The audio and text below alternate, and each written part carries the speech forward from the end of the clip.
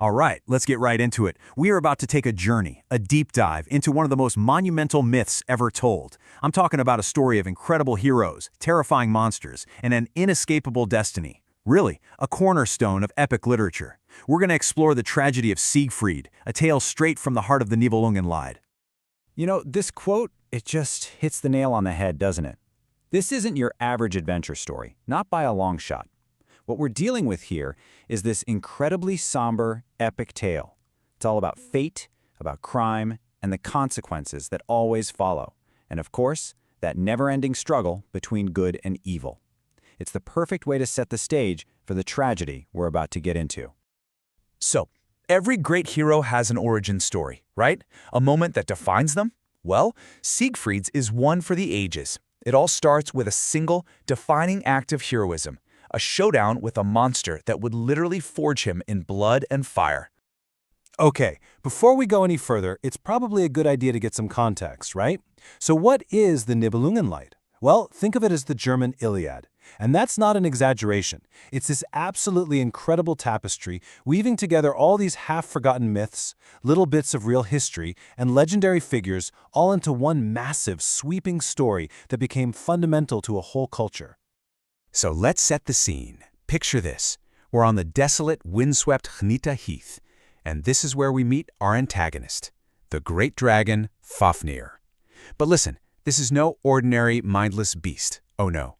Fafnir is the guardian of a massive, cursed treasure hoard, the kind of treasure that brings nothing but ruin and despair to anyone who dares to claim it. And right into this legendary scene walks our hero, a young, powerful knight from the Netherlands named Siegfried. This guy is the real deal, strong, unbelievably brave, and he's here for one reason and one reason only, to prove his worth against the most feared creature in the known world. Now, you might think he just charged in, sword swinging, right?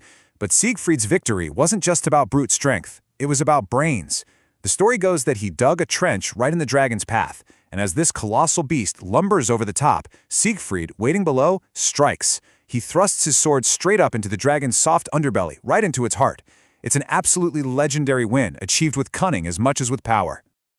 All right, so killing the dragon, that's what put him on the map. It made him a hero. But what happens next, that's what makes him a legend.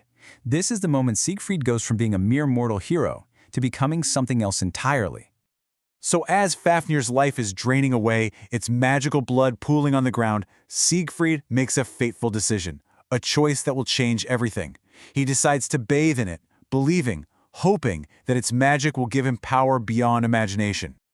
So what happens? Well, the old texts called the result a horny skin, and that basically means the dragon's blood coated his entire body and hardened, forming this hide, an armor tougher than any steel. It made him completely impenetrable. No sword, no spear, no arrow could get through. He was, for all intents and purposes, invincible.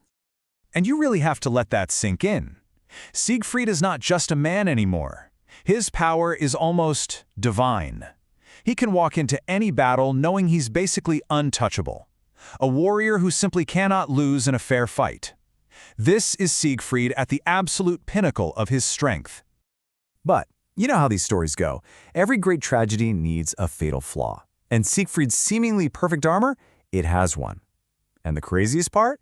It's just a tiny, tiny detail. A flaw that wasn't created by some powerful curse or an angry god, but by pure random chance. Just picture it. As the magical dragon's blood is flowing over him, covering every inch, a single leaf from a linden tree just flutters down from above. It lands right on his back. Something so simple, so mundane, but that one little leaf would become the very agent of his fate. Just one single spot. That's it. On his entire body, there was now one place, right between his shoulder blades, where the leaf had been. A spot no bigger than the leaf itself. And because of that, the dragon's blood never touched that patch of skin, leaving it completely, totally mortal, soft, and fatally vulnerable. And that's really the core of the tragedy, isn't it? Here you have a man who could face an entire army and not even flinch, a warrior wearing legendary, impenetrable armor. And yet, all of that incredible power, all of that strength could be undone by one tiny little spot of human weakness. So you have this one physical weakness. How does it ultimately bring him down? Well, it's not on some glorious battlefield against a worthy opponent. No, his downfall comes from something much more human and much uglier. It comes from jealousy, pride, and pure, cold-blooded betrayal. Yeah, the real poison for a hero like Siegfried isn't a sword, it's courtly intrigue. It all kicks off with a bitter quarrel between two queens, Siegfried's wife, Kriemhild, and the powerful Queen Brunhild. Words are exchanged, secrets come out, and Brunhild's pride is just shattered. That shame turns into this deep, seething hatred, a thirst for revenge that absolutely demands Siegfried's death. And the plot they hatch is it's as brilliant as it is cruel.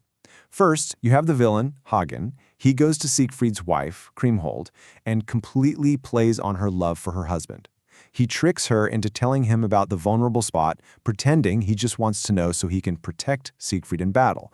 And then, and this is the most heartbreaking part, Kriemhild, thinking she's keeping him safe, actually sews a little mark on his tunic right over the spot.